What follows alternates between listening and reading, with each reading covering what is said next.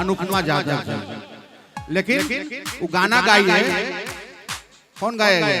अरे पटना से बैदा बुलाई द नजरा गईल गुइया। तो अनुपमा के पास गाना का पिटारा है, ऐसा नहीं है क्या? कान में कहिए, माइक में नहीं। पता चल गया सुर दे दो भैया कि हम लाख छुपाए प्यार मगर,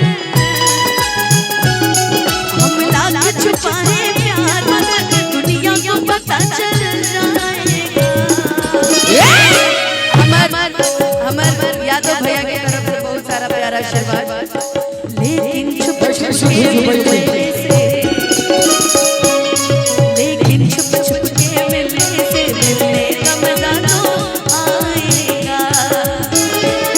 लेकिन छुप छुप के मिलने से मिलने का मजा तो आएगा। चलते चलते रुक जानी, क्या बात है? सपना में कहीं खो जानी, जहिया ना तुझसे बात करी पगली रे पागल हो जानी, जहिया ना तुझसे बात करी पगली रे पागल हो जानी। बोलू भैया, अनुपमा का कोई परीक्षा नहीं ले सकता, ये गाना कोई बड़ी बात नहीं है। सही शारदा सिन्हा जी का जो सभी फैन है, ये गाना थोड़ी कोई बड़ी बात है। ये तो गाना नॉर्मल है, सभी याद करते हैं। हाँ जी, क्योंकि उनको मानते हैं कि पटना से बैदा बुलाई दो, जय हो।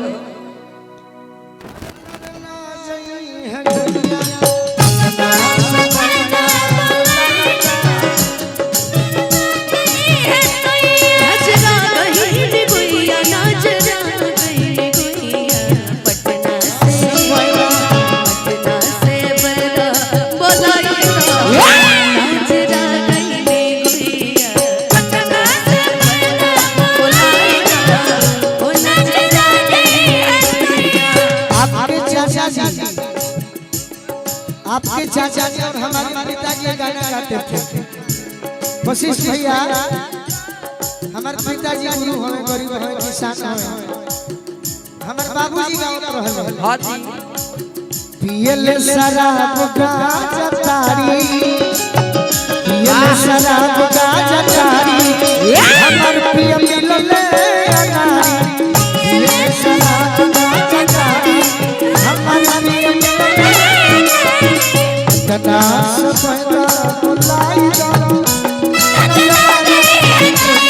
पटना से बैदा बुलाई दो। छोटा की ननदिया बनेली सावतनिया, छोटा की बहिनिया बनेली सावतनिया, छोटी की बहिनिया बनेली सावतनिया। अरे ननदो के कबना कराई दो, नजरा गई बिटिया पटना से बैदा बुलाई दो, नजरा गई बिटिया पटना से बैदा बुलाई दो, नजरा गई बिटिया। अनुपमा आपके चाचा जी और गाना गाते थे। कौन सा? अखिया मिलावत में, अखिया मिलावत में, अरे अखिया लजात बा का बात बा, अखिया मिलावत में, अखिया लजात बा का बात बा, हमरा मन बुझात बा का बात बा, हमरा मन बुझात बा। कान्ही रे अमुरिया, कान्ही रे अमुरिया, कान्ही अमुरिया, ये है कान्ही रे अमुरिया,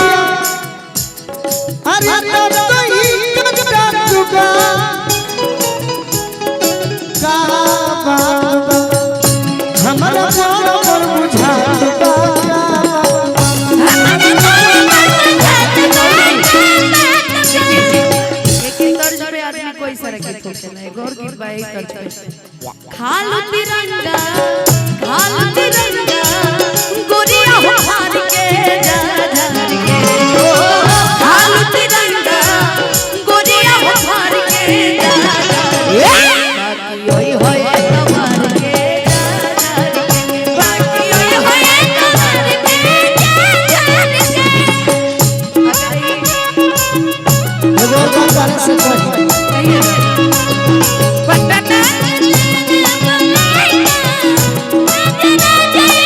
ये तो कहे के सपना हो गए कहे कि निजी जोन में बहिन हो गई मान मिली बाकी अब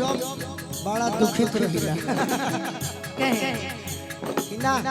दोस्त मान लिहल चाहत रहे मंच पे दोस्ती बारे में पर्सनल जीवन में हमने के भाई भाई का लगता सही बाकी जहिया दोस्त मनोजन मंच के बाद कही तो तरह से का अखिया मिला लयावा गरवा लहर बोलो अखिया मिला लयावा गरवा लहर बोलो गोरा हो के उठालो हमारा बोलो अखिया मिला लयावा अखिया मिला लयावा गरवा कोरा हो अल्लाह हमारा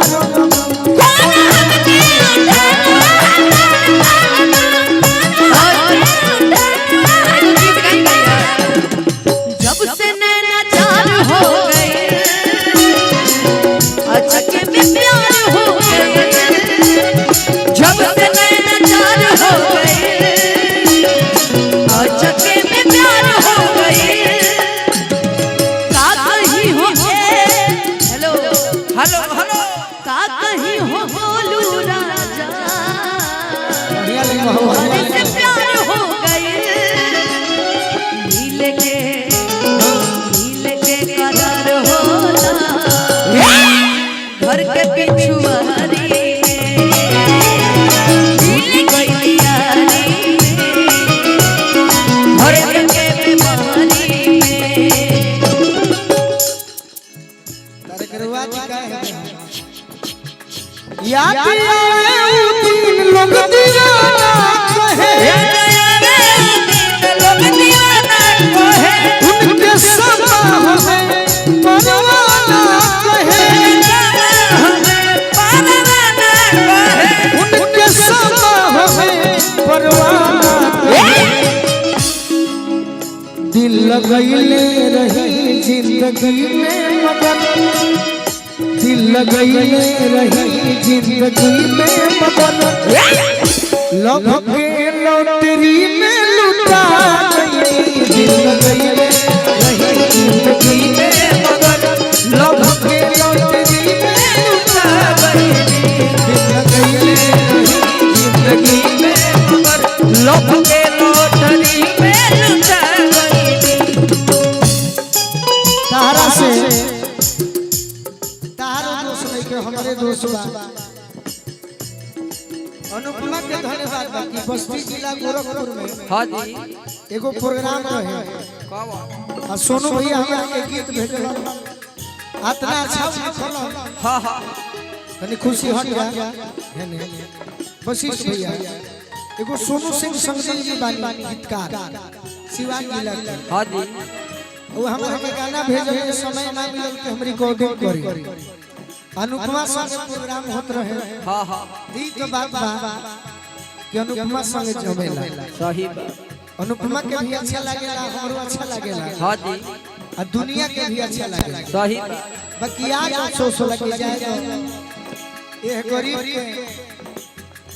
मैं गीत तो बर्बाद हो गई हो गीत ये बर्बाद हो गई कर हां आज हम रिकॉर्डिंग करके गए रही थी शूटिंग में तो 2000 मिलियन व्यू मिली सही बात बाकी स्टेज वाला हिट भइल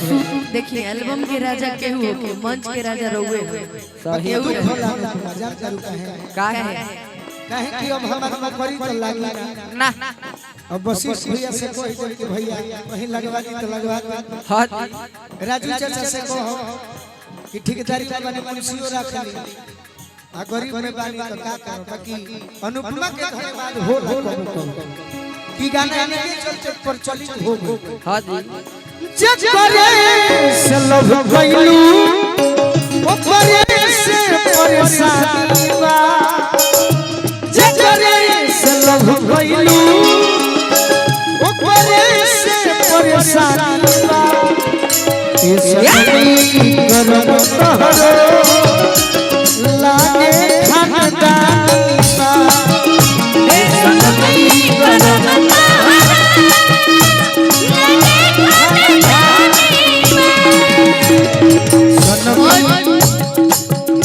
देखिए हमने के चलत रहे गोलू संग में गाना गानी और हमारी जिम्मेदारी रहे लगे जौन भी गोलू भैया बोले हाँ जी हमने के उनकरा के जवाब देहल जाओ ई मंच के माध्यम से सही तो हम तुरंत हमरा मन में पता नहीं का बाटे कि हम तुरंत अपना मन में एगो लाइन बनैली इनकरा तो संग दिल भैया निकले गए लेकिन हमर लाइन के राइटर हम खुदे होए हाँ सही जे करे से लव कइली ओह के परेशानी बा जे करे से लव कइली ओह के परेशानी बा हमारे कसूर नहीं है ओकर नियत में बेईमानी बा हमारे कसूर नहीं है ओकर नियत में बेईमानी बा बाकी एगो बात बार से पूछत है का सीधी जी वो बुला रहे गोलू भैया आपको गोलू भैया बुला रहे भैया नवजोत सिंह सीधी लिखला का तरह से के करो बनवलू हम हनिया ये गोरी के करो बनवलू हम हनिया ये गोरी के करो बनवलू हम हनिया ये गोरी अरे कहां हाल जाइला हनिया ये गोरी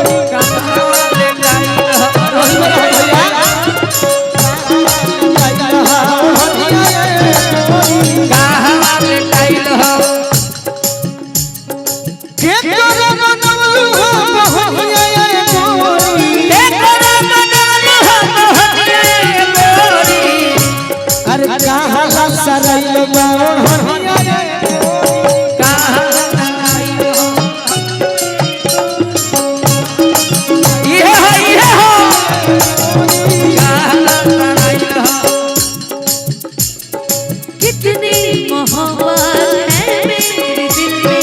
कैसे बताऊं उसे कैसे बताऊं उसे दीवानगी ने पागल किया है कैसे बताऊं उसे